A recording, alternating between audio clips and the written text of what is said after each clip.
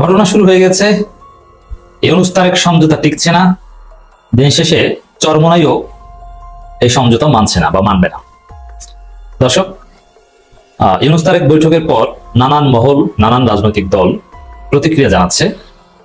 তার মধ্যে সবচেয়ে স্মার্ট প্রতিক্রিয়া মনে হয়েছে আমার ইসলামী আন্দোলন বাংলাদেশ চরমোনাই। তারা বরাবর মতো স্পষ্টবাদী রাজনীতি করে আসছে, ভিভিড ট্রান্সপারেন্ট রাজনীতি, কোনো রাগ ঢাক নেই, ঘুরিয়ে পেঁচিয়ে কথা নেই, ক্লিয়ার কথা, সোজা সাপটা কথা। দেশ কোন দিকে যাচ্ছে, চরমোনাই কি চায়, জনগণ সবচেয়ে ভালোভাবে বুঝতে পারছে চরমোনাইয়ের বক্তব্যকে। অন্য অনেকের বক্তব্য বুঝতে অসুবিধা হচ্ছে, যেমন জামাতেরটা বুঝতে অসুবিধা হচ্ছে। জামাত আসলে কখন নির্বাচন চায়, জামাতকে আসলে বিএনপির বিরুদ্ধে এটা পক্ষে বা মাঝামাঝি অবস্থানে, এগুলো নিয়ে নানান এমবিগিউটি আছে। কিন্তু চরমোনাইয়ের অবস্থান নিয়ে কোনো এমবিগিউটি নেই, ক্লিয়ার স্টেট ক্যাট কথা। এই জন্য সাম্প্রতিক রাজনীতিতে চরমোনাইয়ের অবস্থানকে আমি সবচেয়ে স্মার্ট মনে করি। বিএনপি যে সন্ত্রাস চাঁদাবাজ নাম ধরে একমাত্র চরমোনাই বলে, আর জামাত বলে জমির একটা দল, এরকম। কিন্তু চরমোনাই কিন্তু নাম ধরে বলে যে বিএনপির চাঁদাবাজি, এভাবে স্পষ্ট সিনিয়র নেতারা বলে।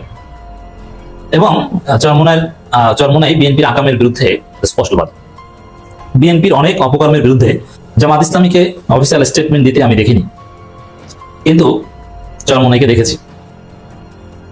যেমন বিপি নুরের উপর হামলা হয়েছে, বিএনপি হামলা করেছে, আরো বিভিন্ন জায়গায় বিএনপি সন্ত্রাস, তার বিরুদ্ধে জামাত শিবিরের নেটিজেনরা সক্রিয়, কিন্তু অফিসিয়াল স্টেটমেন্ট জামাত দেয়নি। কিন্তু চরমোনাই কিন্তু অফিসিয়াল স্টেটমেন্ট দিয়েছে।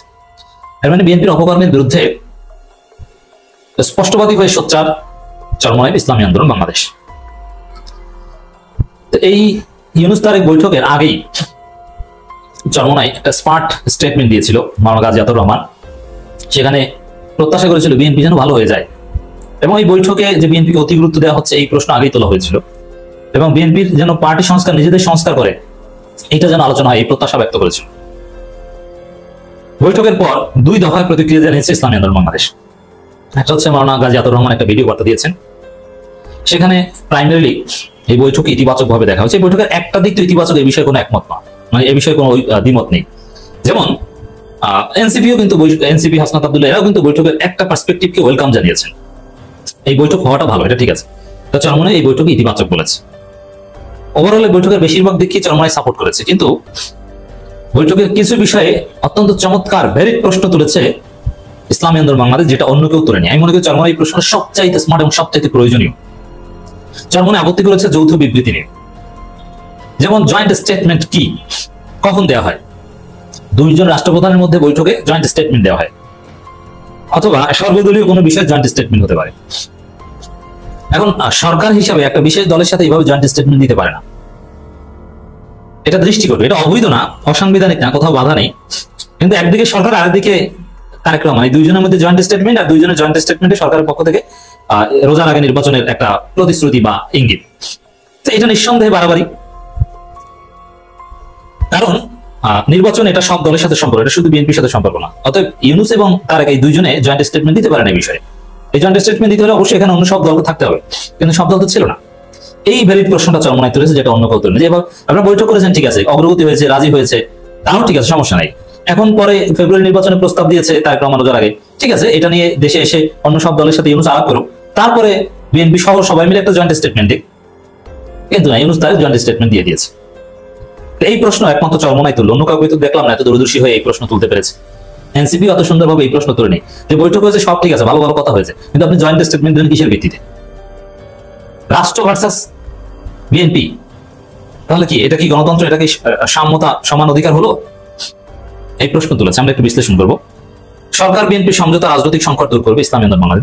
ইসলামী আন্দোলন বাংলাদেশ একদম ঢালাও ভাবে এই বৈঠকের বিরোধিতা করছে না, এই সমঝোতাটা তারা রেসপেক্ট করছে, কিন্তু আলাদাভাবে রাষ্ট্রীয় মর্যাদা দেওয়ার বিরুদ্ধে। ইসলামী আন্দোলন বাংলাদেশের যুগ্ম মহাসচিব ও দলীয় মুখপাত্র মাওলানা গাজী আতাউর রহমান 13 জুন প্রধান উপদেষ্টা অধ্যাপক ডক্টর মোহাম্মদ ইউনূস ও জনাব তারেক রহমানের মধ্যে বৈঠক পরবর্তী এক বিবৃতিতে বলেছেন, নির্বাচনের সময়সূচি নিয়ে রাজনৈতিক অঙ্গনে অস্থিরতা কাজ করছে। প্রধান বিরোধী দল বিএনপি সহ একাধিক রাজনৈতিক দল ডিসেম্বর 25-এ নির্বাচনের দাবি জানিয়ে আসছে।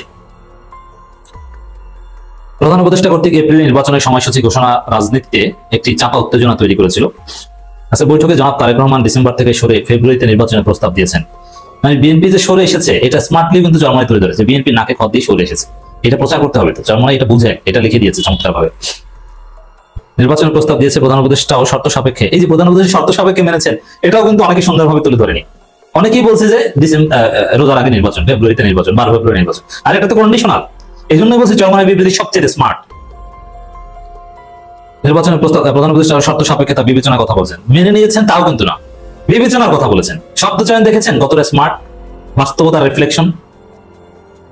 নিজস্ব অবস্থানকে যৌক্তিক কারণে পুনর্বিবেচনা করার এই ঘটনা বাংলাদেশের রাজনীতিতে ইতিবাচক দৃষ্টান্ত হয়ে থাকবে। উভয় নেতাকে এর জন্য ধন্যবাদ জানাচ্ছি। রাইট, এটা একদম ঠিক। ইসলাম বাংলাদেশের মুখপাত্র বলেন, সংস্কার বিচার জুলাই সনদ নিয়ে বিএনপির পক্ষ থেকে নীতিগত সমর্থন পাওয়া গেছে আজকের বৈঠকে। এটা স্বৈরতন্ত্র মুক্ত আগামীর বাংলাদেশ বিনির্মাণে পথকে মসৃণ করবে বলে বিশ্বাস করে ইসলামী আন্দোলন বাংলাদেশ। মাওলানা গাজী আতাউর রহমান আশাবাদ প্রকাশ করে বলেন, আজকের পরে রাজনীতিতে বিদ্যমান উত্তেজনা কেটে যাবে, অনিশ্চয়তা দূর হবে এবং বৃহত্তর ঐক্যমত হয়ে যাবে। মানে তার আশাবাদটা দেখেন যে ঠিক আছে, এটা হয়েছে, এখন সবাইকে নিয়ে এটার উপর একটা ঐক্যমত তৈরি করেন, নইলে কিন্তু হবে না।